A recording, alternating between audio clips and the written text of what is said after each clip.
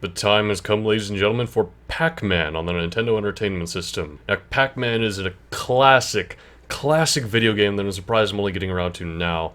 But this is the NES version. It was originally released in arcades in the year 1990, or 1980, I believe. 1990, wow, that would have been primitive. But Pac Man is just a very well-renowned, very popular game series, and I noticed I have a Pac Man on my channel banner, but I've never played Pac Man itself, so I had to get around to it here. Plus, I really enjoy this game. Here we're introduced to the characters Blinky, Pinky, Inky, and Clyde. So let's just get started into it with one player. I don't know how the borders are going to work with this, like how big the black bars are going to be, but I'll just have to find out, I guess. But anyway, how Pac Man works is you're walking around, and in this case we're using a D-pad, but in the arcade you use a joystick, and you move in 4 directions to try and collect all of these pellets around the level as you can. Trying to get all of them, clear out the whole stage, that sort of thing. The gimmick, though, is we also have these big pellets here, which turn the ghosts blue. All the ghosts we were introduced to a moment ago. And once they're blue, you can eat them, get extra points. The only issue there is once you eat them, they go back to their base, and then they turn back to normal, even before the little timer on these power pellets runs out. One last thing to mention is that sometimes there's a fruit to collect. In this case, it's a cherry.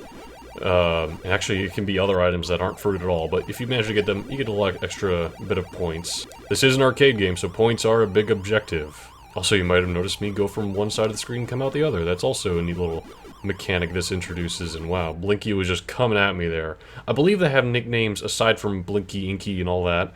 They're also called, like, Speedy, I don't remember all of them, but I'll throw them up here. Future Jockey will take care of it. And that gives you a hint as to how they behave, because the ghost AI is actually different depending on the ghost, which is really innovative and interesting game mechanics to have for an arcade game. As we go up to the next level, the fruit that appears in the middle is worth more points, so you might want to prioritize that if you are going after a high score. The other thing to prioritize is, as you eat ghosts, the more you eat, the more points you'll get. So for example here, it's 200 points, then 400, and so on and so forth. So if you can manage to get all 4 of them, that's a lot of points. The competition of Pac Man can come from either trying to get as many points as possible, or trying to outlast your opponent, whoever you're playing against. That is, if you're playing against an opponent, or just one of your other scores. It's, it's totally up to you how you want to play Pac Man. There are all kinds of different strategies and ways to play. In between each 2 levels, by the way, as we beat them, we get little cutscenes here, so that is a bit of incentive to continue on throughout the game, because they're kind of fun. Look at this, you got Pac Man being chased by Blinky, and then Pac Man chasing Blinky.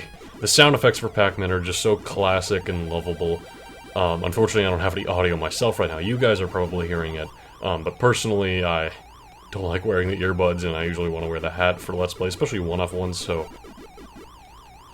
Oh dear, good thing Pinky didn't decide to go for me there. The ghosts are honestly the most likable characters in the Pac Man series. I mean, Pac Man himself is neat, he's eating stuff, and Miss Pac Man will be introduced later, she's pretty great. But the ghosts, like, you get just a bit of an idea of who they are based on their names and the other quirks about them, their AI behavior, that sort of thing. As we go on from level to level, our speed increases, as does the speed of the ghosts.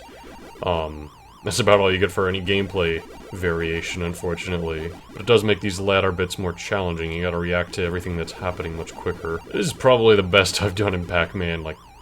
Okay, I really spoke too soon there, didn't I? What I was saying is, this is the best I've done in Pac Man in a while. I'm honestly not amazing at this game.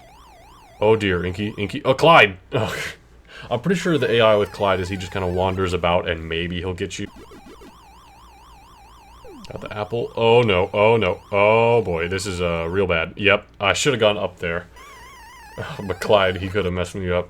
Alright, well that's the end. We've run out of lives.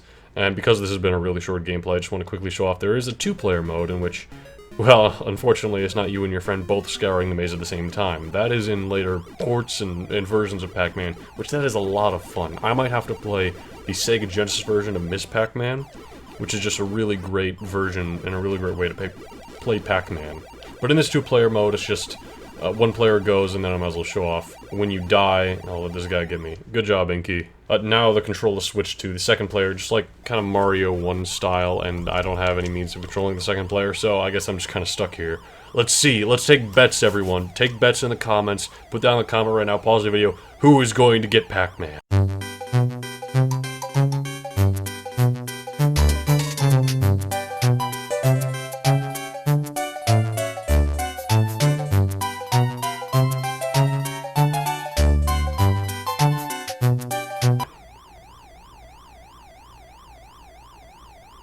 It was Blinky. How about that? Pinky looked like they were certainly about to get him. But thank you guys so much for watching. I had a good time recording Pac Man. I hope you guys enjoyed. Have yourself a very good day.